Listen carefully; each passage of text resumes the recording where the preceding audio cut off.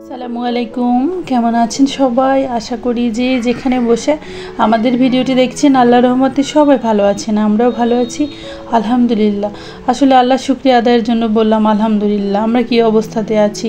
আসলে আমরা এই অভাগা জাতি না, একের পর এক বিপদ আমাদের আছি। কবে যে আল্লাহ আমাদেরকে এ থেকে উদ্ধার করবে জানি না। তো সকাল হয়েছে, খাওয়া তো বন্ধ থাকবে না, সেটা তো কিছু না কিছু তো খেতে হবে, ভালো কি মন্দ। যতক্ষণ দেহের ভিতরে প্রাণ আছে না খেয়ে তো থাকা যাবে না। তো সকালে নাস্তা একেবারেই বানাতে ইচ্ছে করছে না, আর মেয়ের স্কুলও বন্ধ দিয়েছে যেহেতু প্রচুর পানি। কুমিল্লাতেও পানি বিপদ, মানে একদম সীমার উপরে উঠে গেছে। গোমতী নদীর পানি, খুবই খারাপ অবস্থা, মানুষের জনজীবন একেবারেই বিপন্ন হয়ে গিয়েছে। আসলে বৃষ্টি চাই, কিন্তু এমন বৃষ্টি না, অনাবৃষ্টি যাকে বলে, খুবই খারাপ অবস্থা। আল্লাহ তুমি হেফাজত করো।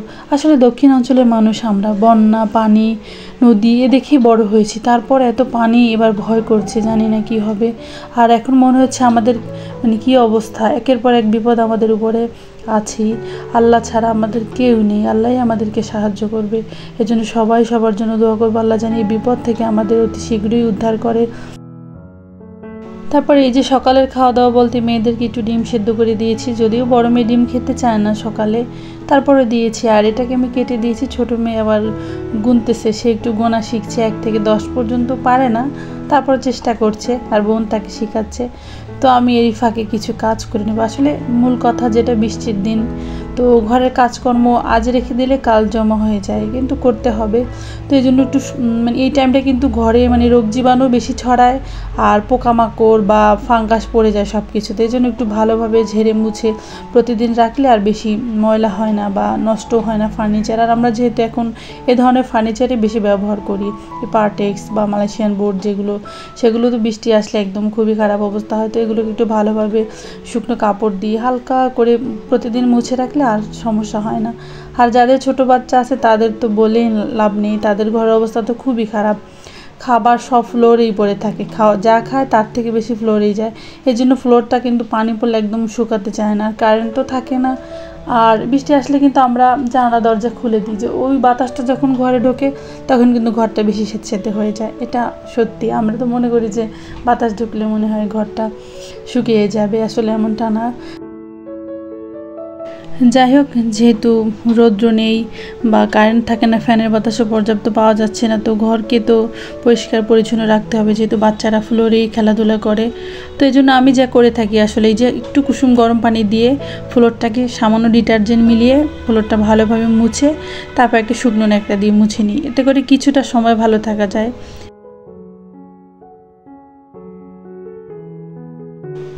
আসলে বৃষ্টির দিনে তো ঘর এমনিতেই খুবই খারাপ অবস্থা হয়ে থাকে, আর ছোটো বাচ্চাদের থাকলে তো কথা নেই। কিন্তু ঘর পরিষ্কার না রেখে উপায় কোথায়? পরিষ্কার তো রাখতে হবে, যাওয়ার তো জায়গা নেই, ঘরের ভিতরে খাওয়া দাওয়া খেলাধুলা। তো এই জন্য ঘরটাকে পরিষ্কার রাখা অত্যন্ত জরুরি, যেহেতু রোগ জীবাণু না ছড়ায়। এই জন্য এই যে আমি একটা শুকনো ন্যাকড়া দিয়ে এখন ভালোভাবে মুছে নিচ্ছি, কারেন্ট না আসলেও সমস্যা নেই। তো এই আর কি, আজকের মতো কি আর করবো। আর সাথে যদি একটু এয়ার ফ্রেশনার থাকে, আসলে যদিও এগুলো দামি, তো আমাদের মতো মানুষ তো চাইলেই ব্যবহার করতে পারে না। এই জন্য একটু নিম পাতা, তারপরে লেবু পাতা বা দারুচিনি, এগুলো কিন্তু পানিতে জাল করে আপনি ফ্লোর মানে মুছলে কিন্তু বেশ সুগন্ধ ছড়াবে, তাই না? সাথে সাথে ভাবটা একটু কমে যাবে। যাই হোক, এত জ্ঞান নাই দিয়ে আমি যতটুকু জানি ততটুকুই বলেছি। তো এরই মাঝে কিছু নিয়ে আসছিলো, আম নিয়ে আসছিলো, একটা ডাব নিয়ে আসছিলো। আসলে ডাব ছিল না, একটু শক্ত হয়ে গিয়েছে। তারপরে কী করবো, এখন ও বলতেছে কেটে দেওয়ার জন্য। উপরে বসে নারকেল কাটতে গেলে শব্দ হয় নিচে, তো আমাকে ছাদে অথবা বাসার নিচে যেতে হবে। যাই হোক, সে তো যে ধৈর্য তার নেই। আর আজকে লাইক সাবস্ক্রাইবের কথা কিছুই বলবো না, যার যেরকম ভালো লাগে, যে যেরকম ইচ্ছা সে সেরকম করবে। আর আমি আমার প্রিয় আপদের অনেকের ভিডিও কিন্তু দেখতে পাচ্ছি না, বন্যার কারণে খুবই অবস্থা খারাপ, কারেন্ট পানি বা ওয়াইফাই এগুলো কিচ্ছু পাওয়া যাচ্ছে না ঠিক মতো। প্লিজ সবাই সবার জন্য দোয়া করবেন। রান্নাবাড়া ডিটেলসে দেখালাম না, তো এই যে রান্না করেছি শসা দিয়ে চিংড়ি মাছ, কই মাছ ভুনা করেছি। আসলে মাছ একটু বেশি ভুনা করেছি এজন্য যে কালকে আমি আর মাছ রান্না করব না। এভাবে একটু বুদ্ধি খাটিয়ে চলতে হয়, না হলে তো ঝামেলা হয় একই দিনে, যেহেতু গ্যাস থাকে না। আর গ্যাস সাশ্রয় করা আমাদেরই দায়িত্ব, কর্তব্যের মধ্যে পড়ে। তো বিকেল দিকে একটু বৃষ্টি কমেছিল, আমি বাসার একটু কাছাকাছি গিয়েছিলাম কিছুটা সাশ্রয়ী করার জন্য। যেমনটা কিছু পুরনো হাঁড়ি পাতিল বা কিছু কিছু জমা হয়েছে, তো ওইগুলো নেওয়ার মতো এখন এখানে কেউ নেই। তো চাইছি বিক্রি করে দেবো। তো আমি ওনাদেরকে বলে আসলে ওনারা বাসা থেকে নিয়ে যাবে, এই জন্য একটু বাসার ভিতর থেকে যাচ্ছি। এই দিকটাতে একটু পানি কম হয়েছে, একটু হালকা রোদ্রে দেখা মিলেছে, এই যেন পূর্ণিমার চাঁদ বলে না, বর্ষাকালে একটু রোদ্রের দেখা। তো এই যে আমি সেই দোকানটাতে চলে এসেছি। এটা একটা পাইকারি দোকান, এখানে প্রচুর হাঁড়ি পাতিল, আপনি যা চাইবেন তাই পাওয়া যাবে, দামও তুলনামূলক কম। তো আমার যা টুকিটাকি কিছু দরকার ছিল আমি নিয়েছি, আর বাকিগুলো ওনারা আমার বাসা থেকে নিয়ে আসবে। এটা দেখতে দেখতেই আজকে বিদায় নেব। বেশি সময় মানে বড় করছি না ভিডিও, কারণ আমার আপুরা অত বড় ভিডিও দেখে না, সেটা আমি জানি।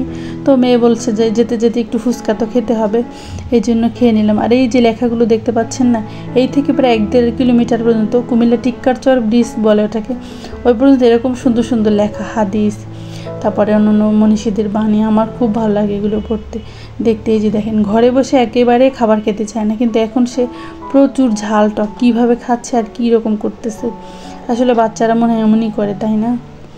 তো সবাই ভালো থাকবেন, সবাই সবার জন্য দোয়া করবেন। আজ এখান থেকে বিদায় নেব, সবাই ভালো থাকবেন। আল্লাহ হাফেজ, আসসালামু আলাইকুম।